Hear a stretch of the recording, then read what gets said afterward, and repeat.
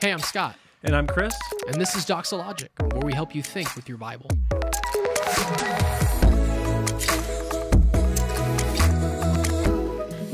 You guys, are you ready to jump in? Yes. Great. For better or for worse. In my iconic phrasing, the first question reads like this. Is it okay for a Christian to pursue wealth? If so, what would it look like to do so with godly ambition? I immediately think 1 Timothy. Okay. Would be kind of a guiding verse for that. 1 Timothy 6 is going to be my text that I would kind of go to. Again, this is just kind of right as it's coming to me as I'm getting the question. Verse 17, as for the rich in this present age, charge them not to be haughty, nor to set their hopes on the uncertainty of riches, but on God, who richly provides us with everything to enjoy. They are to do good, to be rich in good works, to be generous and ready to share, thus storing up treasure for themselves as a good foundation for the future, so that they may take hold of that which is truly life. So it doesn't address whether or not the pursuit of riches is a good or bad thing, but it does say there are rich people, and the rich have a responsibility to handle those riches in a godly way. And I think this provides a really good framework for that. I think pursuing riches ultimately is a really difficult thing to say, yep, you can do that without a whole bunch of snares on other sides. You know, I think of the love of money is the root of all kinds of evils, right? And so I like that you pointed at Chris. For that. Yeah, because he loves money so much. Sorry, Scott, keep going. So much. And so You think about the impact of money, the pursuit of money. What happens a lot of times is it can start with a good intention, like why would you want to make money, and how could you make it make sense from a Christian's perspective? You could say something like, man, I just want to be a generous donor to the church, or I want my money to contribute to reaching an unreached people group, or kingdom building endeavors, ministries, schools, translations of scripture into different languages and those kind of things. And so those are noble ambitions. We're called to work heartily as unto the Lord. So with whatever you've been entrusted, it's from God, right? 1 Corinthians 4. And so we ought to do that with everything we have. I think of like Ephesians 6 when it's talking about kind of the mentality of the worker and what they should do, the servant. And so you would probably, I think to summarize it briefly would be to say you would have to be very, very careful on assessing your motives as you pursued wealth. I don't think wealth should ever be an end goal, but I don't think it's wrong to give your best as unto the Lord in your work. And if your work happens to bring in a lucrative amount of money, then I would say, okay, at that point, direct yourself to like a 1 Timothy 6, 17 to 19 and really anchor yourself in what this is saying.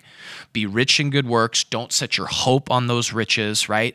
And I think that even as you accumulate riches, you have to be really careful of that. So can the pursuit of riches be idolatrous? Absolutely. But it's not necessarily wrong to realize, hey, I can make a lot of money in this, have a noble ambition in that. But man, to keep that a noble ambition is going to require so much of the Lord's help and the community of God's people's help and those kind of things to really stay dialed in on that. One thing that comes to mind is how difficult it is to actually define what wealth means. What does the person mean by wealth? Is it an exact dollar amount? I think we could recognize in different parts of the world it means very different things, right? The idea that you make even a few $100s a day in some parts of the world would be astonishing wealth. And so everyone here is considered amongst the wealthiest in the world of all time, right? Right. And so recognizing what the definition of financial wealth even is tricky and just inherently subjective, because what's your background? What's your thought about that? Is that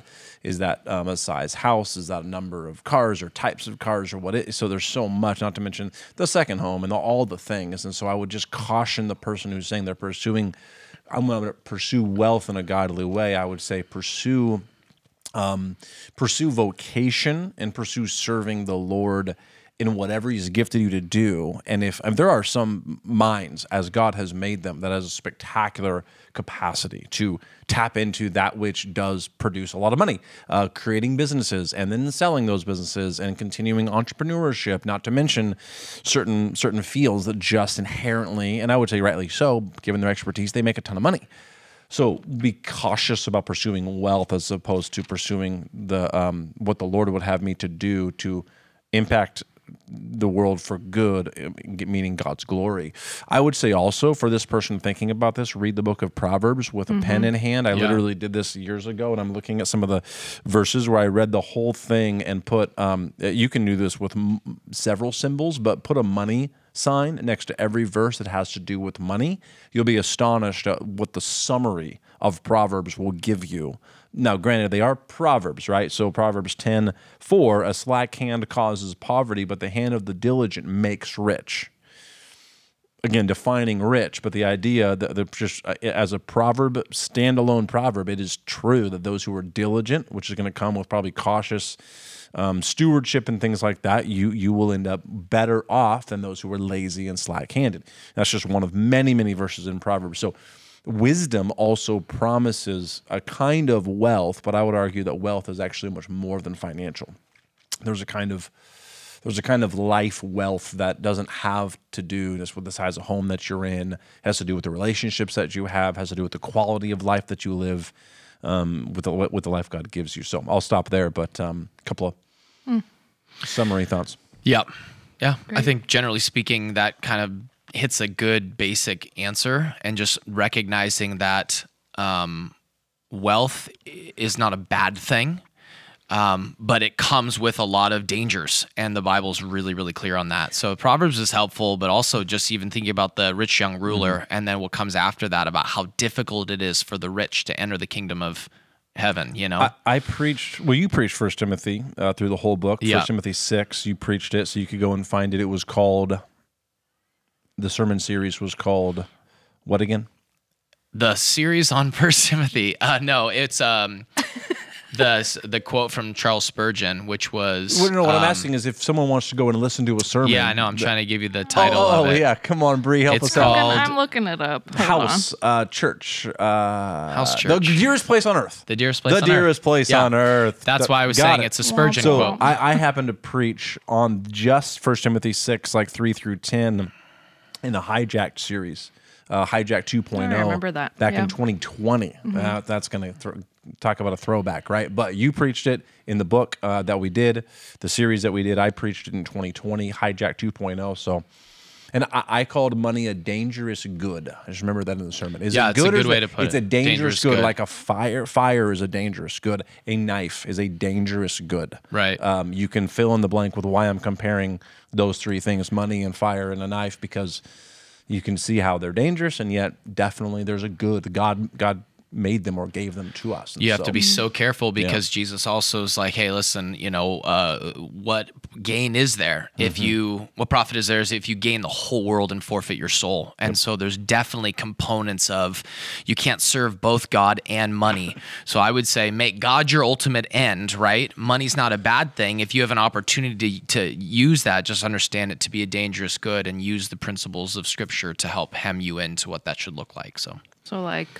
Mo money, mo generosity. Yeah. Thanks, and richness of good works. And in the words of, who is that? Mo money. I don't know. We're having trouble with recall right now. Let's not bother to look that up. But all right. Thanks, guys. You've been listening to Doxologic, a podcast by Doxa Church in Rockland, California. To learn more, visit us online at doxa.church.